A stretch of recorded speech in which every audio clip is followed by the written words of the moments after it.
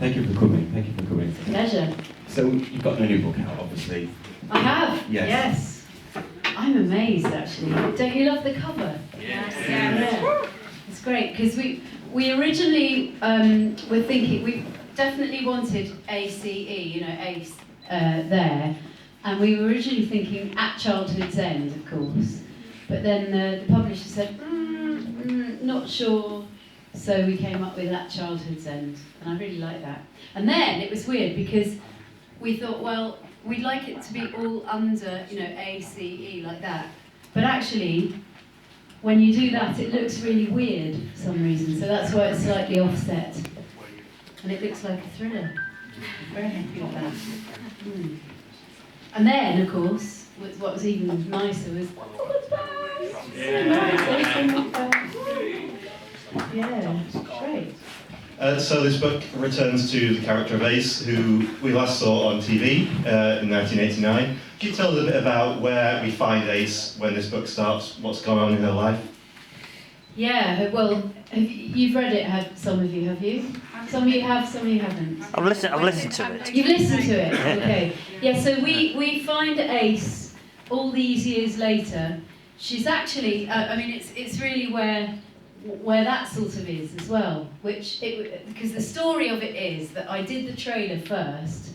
Pete McTighe, who wrote Kablam last year for Jodie's Doctor, and he wrote, what was it called this year with Christian Null? The one, the global warming one.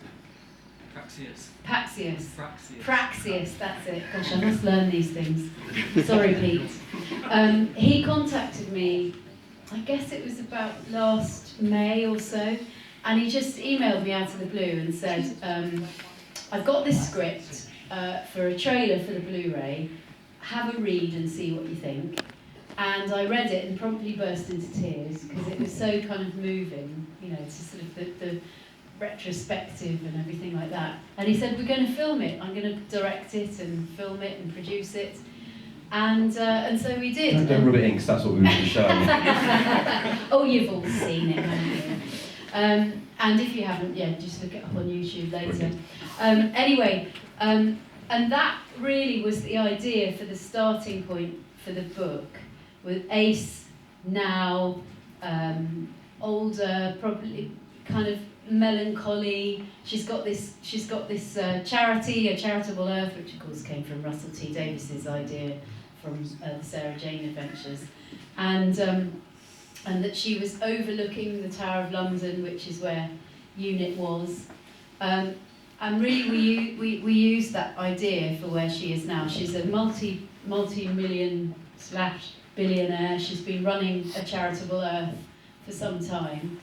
And sort of always in the back of her mind is like this unfinished business with the Doctor.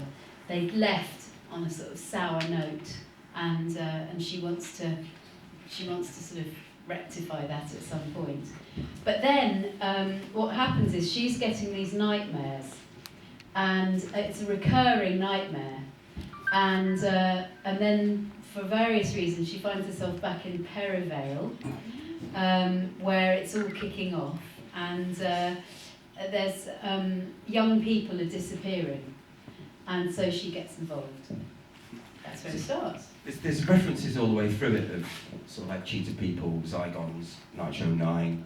Is that something you had in mind, or was it something you were absolutely pleasing to sort of older fans? Well, I don't think you can. Yeah, because I don't think you can write a story about Ace without bringing in some of the old references. And I would say I know you guys pretty well by now. After, what is it? How long have we been together? 32 years, some of you. Who have I known for 32 years? Probably a fair few, yeah.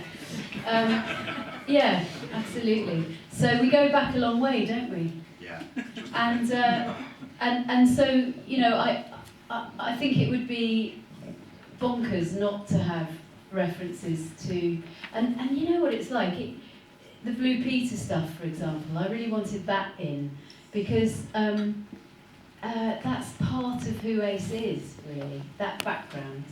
And the new fans, well, what I have found with the younger fans is that they will then go back, and a lot of them, and I say, well, you're a bit young to have watched Seventh Doctor and Ace, and they go, well, watch the new one, and then went back and discovered the older ones, or my dad made me watch them, and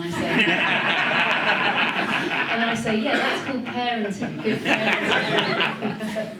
Without spoiling the plot too much, there are a couple of sequences where it flashes back, and we do see the younger Ace and the Celeste McCoy Doctor. How did you kind of, from a characterization perspective, you're writing two different versions of the same character. How do you kind of get into that headspace? How did you approach that? I suppose because of all the stuff that I've done in between the TV series and now, i.e., well, first of all, BBV audios and then Big Finish, that sort of segued into Big Finish audios. There are many, many versions of Ace. And then even the books and the Virgin New Adventures. So it's not, I don't know, it's never that difficult to, in a way that old Ace is kind of in many ways easier because that's the more familiar. It was really establishing what Ace is like now, you know, the sort of the middle-aged Ace, which was, that's a bit more, I mean, you've got something new to write, but that's the more challenging in a way.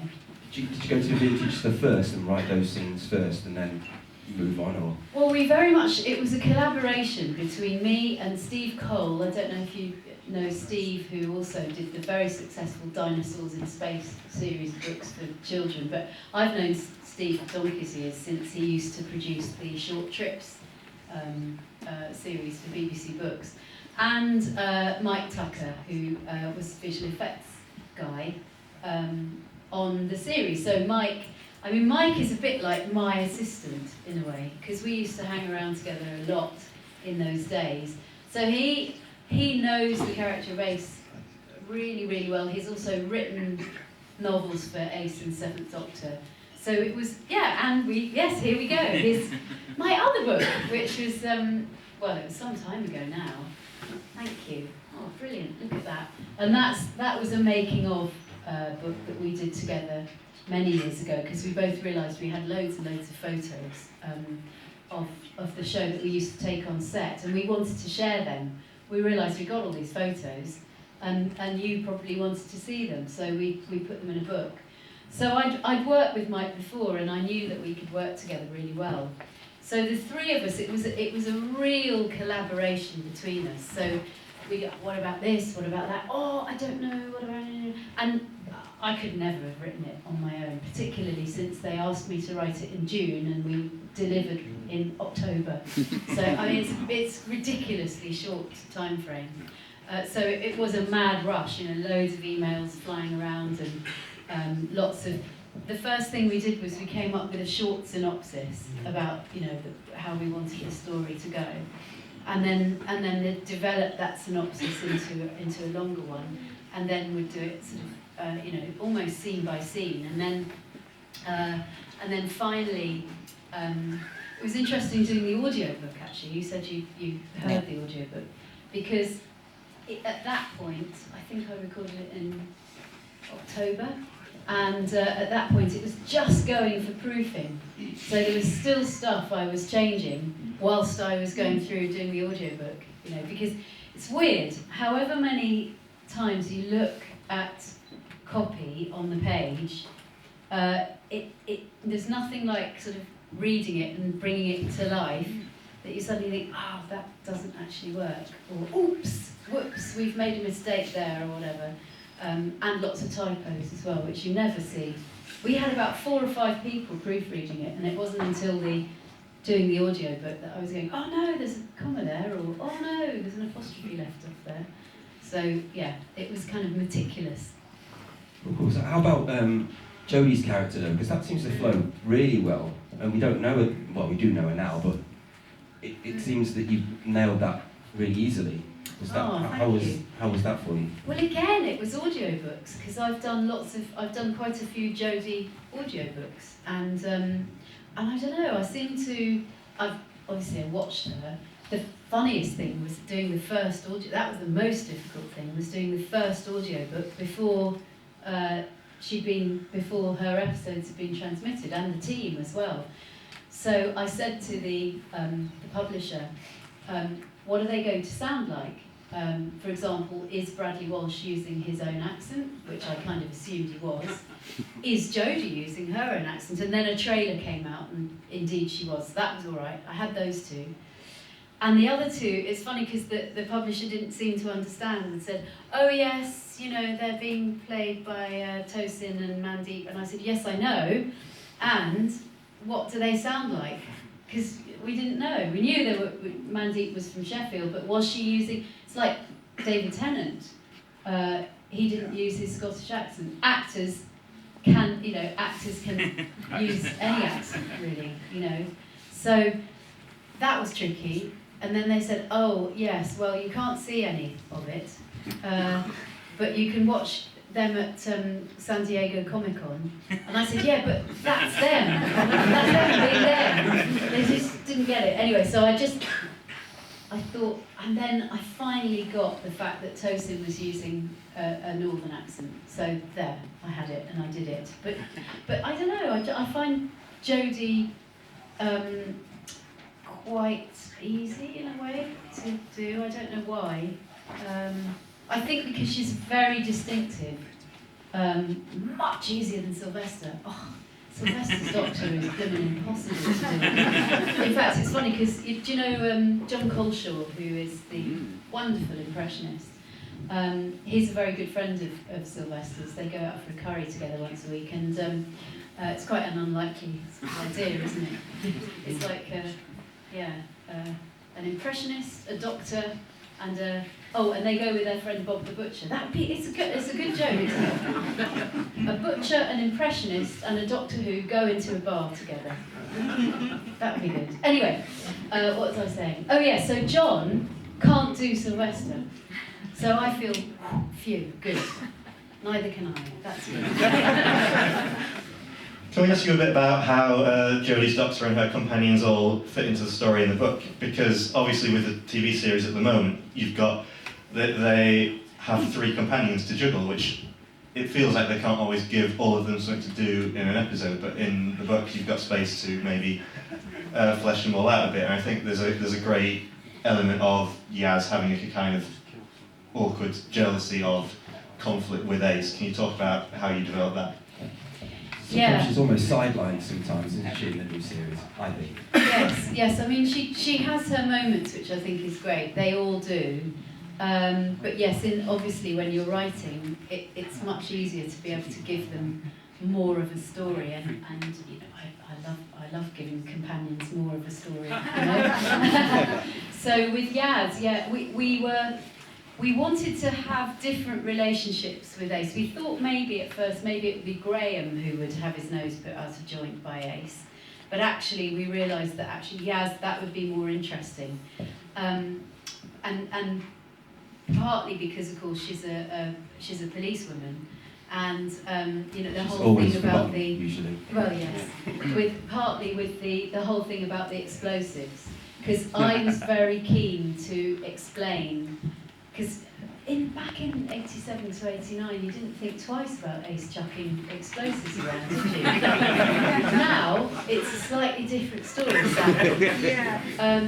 And likewise, even the baseball bat, you know, we've had to grow up a bit in terms of sort of more, in a way, violent elements of Ace. So Yaz was a very good vehicle to sort of explain that, and you know, and I hope that does get sort of explained in the book. And the thing you say about the jealousy, I think Yaz.